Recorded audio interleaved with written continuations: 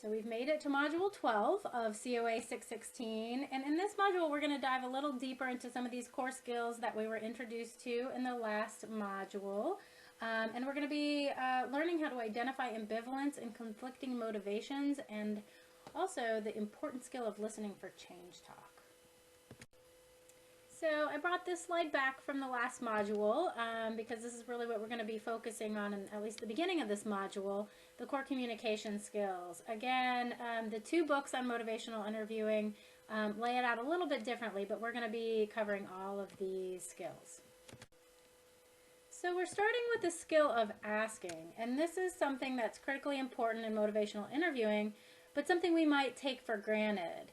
We might not realize how we're asking questions. Are we truly interested in the response and kind of understanding where people are coming from, or are we just asking an obligatory question? So if the question is about someone's, weight, they come to you with some issues around their weight, you could either say, do you want to lose weight? And the answer is yes or no. Or you could ask an open-ended question. What's worrying you most about your weight? And you can see how different the conversations that would follow would come out of the kind of question that you're asking. So asking open-ended question invites the person to reflect and elaborate and engage as active involvement in the consultation or conversation. It helps you understand their internal frame of reference. Where are they coming from? And it plays a role in evoking motivation and planning for change.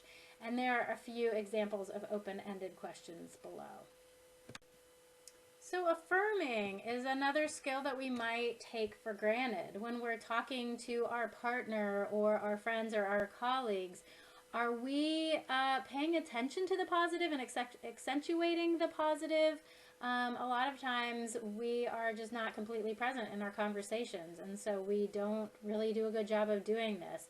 But in motivational interviewing, this is a really important thing to pay attention to, an important skill to cultivate. So it's really recognizing the client's strengths, abilities, positive intentions, and efforts, really highlighting what it is that they are doing.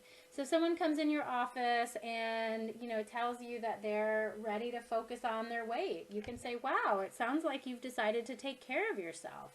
Or their area of focus is improving communication at home. And you can say, and you've asked them what they've done, and you say you've made some real strides in talking with your partner.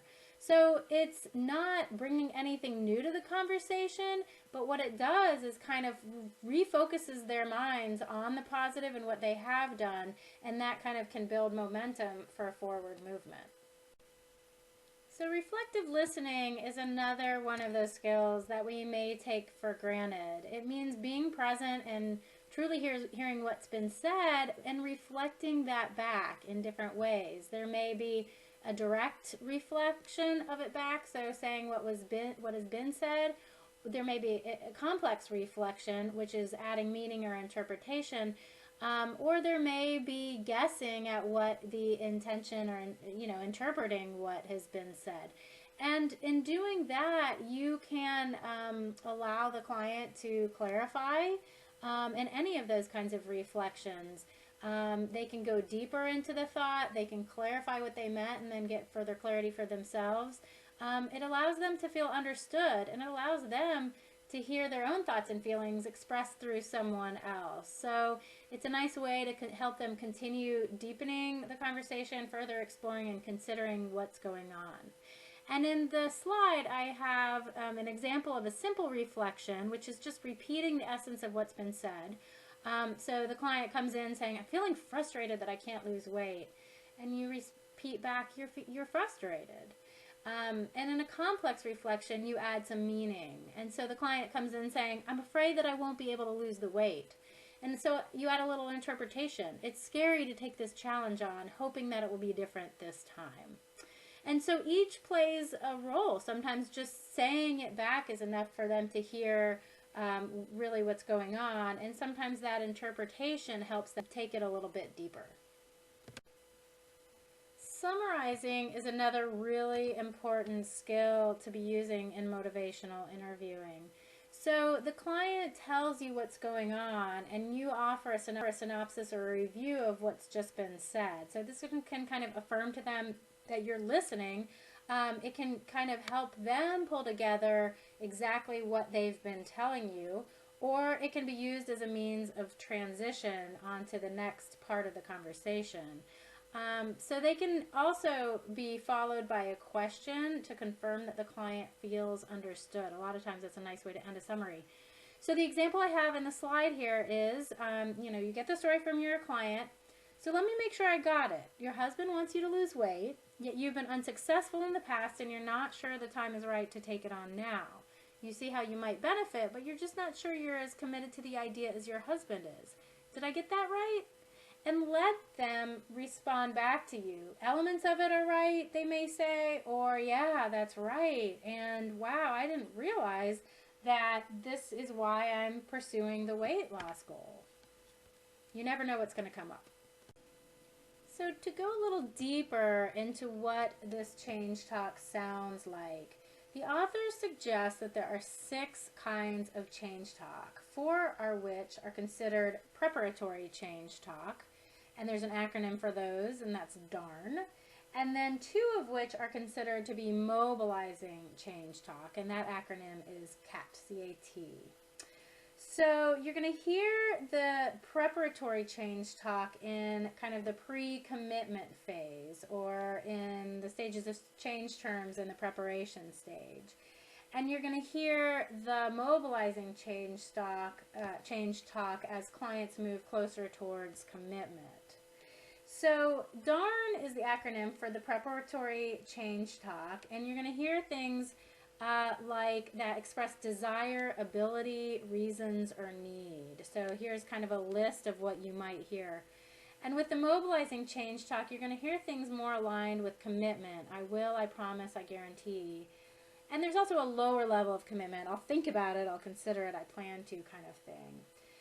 Also activation, I'm ready to, I'm willing to, and then taking steps. I tried this before, or, I'm in the process of doing these steps. So 2 different kinds of change talk. And you can kind of think about these 2 types of change talk as 2 sides of the hill. So preparatory talk is kind of going up the hill, and mobilizing change talk is going down the hill. Again, different kinds of motivation, building up steam going uphill, and the commitment is building going downhill. So you don't necessarily, when you hear it, you don't need to be able to identify that's preparatory or that's mobilizing, but you just want to make sure you hear change talk and you understand where the momentum is. Are they going uphill with the change talk? Do you need to help build that momentum, or are they going downhill? Do you need to build the momentum for the downhill movement? And there are some specific questions that you can ask to get at those darn motivators, the desire, the ability, the reasons, the needs, even the commitment and taking steps. So the kinds of questions you can ask is, why might you want to make this change? And that kind of hits on the desire. If you did decide to make this change, how would you do it? So what's the ability they have to make this change? What are the 3 most important benefits you see in making this change? So what are the reasons for you? How important is it to you to make this change? Where does the need exist in their lives? What do you think you will do? And this gets past the darn, that goes more towards the cat, but that gets at the commitment. And what are you already doing to be healthy? So where is the current action? What steps are they currently taking? So you can elicit change talk once you start to hear it by using these darn motivations, these kinds of questions that can get at specifics around the changes they want to make and why. So once you've used some questions to elicit darn motivations, another really helpful strategy for assessing readiness to change is importance and confidence. Because clients' readiness to change is influenced by the importance of that change and their confidence in making the change. So the importance is the why of change. why is it important, and the confidence is the how of change. Do they feel like they can take that on? So it's important to assess importance first. How, you can flat out ask the question, how important is it for you to implement a walking routine? Or you can, you can ask that first, and then you can use the ruler. On a scale of 1 to 10, how important is this for you? And there are some ways to work with these rulers. A really effective approach is to ask why they give themselves the score that they did and not something lower. That will help them argue for change. That will let them give you the reasons why they're moving towards change. You could also ask them, what would it take to make that number go up? So that will ask them what will motivate them to move a little farther. So you can start with that scale. You can follow up with some further questions that are listed there. Most clients in general are ready to move forward if they've ranked themselves at or above a 7 of importance. It's not always the case, but and you're going to have to listen closely to kind of hear what they're saying, not just the numbers they're giving out, but as a general gauge, you know, a 7 is somewhat of an indicator that they're ready to move forward. And then if the change does seem important to them, then you can go on to measure how confident they are in making the change. So sometimes your client will feel that implementing a walking routine, for example, is a 10 on the importance scale, but they rate their confidence as a 2. So super important, really not confident that they can do this. And naming that discrepancy could be really helpful. So then the work could focus on assisting the client and learning from the times they were successful or unsuccessful in developing new habits, and helping them to develop small enough steps so that they're confident in accomplishing them. So supporting confidence building then becomes the task. And we're going to go more deeply into this in the next module. So another important strategy to help your clients assess their own readiness to change is to discuss the pros and cons of change. So you would start with what their current behavior is, and you may ask questions like, what is good about the way things are now? Or what do you like about smoking? And if they didn't like things about smoking, they would have quit smoking a long time ago. So letting them walk you through what those benefits are in their mind is really important, just to put those out on the table. And then you ask what's not so good about the way things are, what the downside of smoking might be, and they'll list those things. You can summarize it for them. You can say, on one hand, you know, you love that rush that smoking gives you, or you love being able to leave your office and take a break and go smoke, or you love that it helps you manage your stress. And on the other hand, you're worried about your health, and your husband hates that you always smell like smoke. Offer that back to them. Let them hear the pros and cons, and ask them where this leaves them now, or what do you think about, what you just heard? And this will help them do a deeper analysis and kind of draw some conclusions about where they are. So, again, to kind of avoid talking about their current behaviors and the benefits of it from them would be doing a real disservice to their clients. But to show them in front of them, exactly what the pros and cons are, and allow them to decide where they are, is going to be a lot more helpful.